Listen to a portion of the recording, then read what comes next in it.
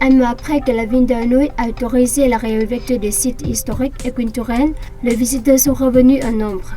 À la maison centrale, prison de Halo, le parking est plein, même si aujourd'hui n'est pas un jour du week-end. Selon le comité de gestion du site, le nombre de visiteurs est assez stable. Le nombre moyen de visiteurs les vendredis, samedis et dimanches est de 300 à 50 personnes. C'est très modeste par rapport à avant de la pandémie du Covid-19. Durant la haute saison, nous avons accueilli chaque jour plus d'1 millier de personnes.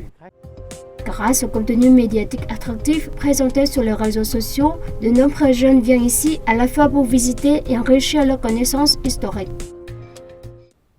La maison centrale devient un lieu de visite très attractif pour les jeunes.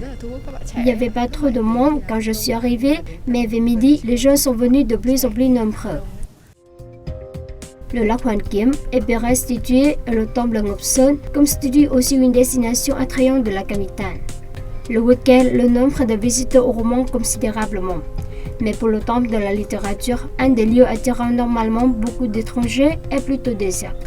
Les rares visiteurs sont des Vietnamiens.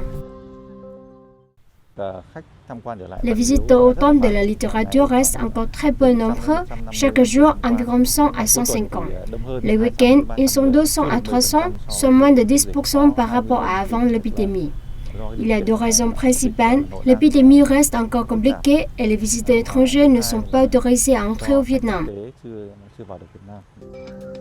Le 15 mars sera considéré comme un jalon important pour l'industrie touristique vietnamienne lorsque toutes les activités touristiques à travers le pays reviendront à la normale.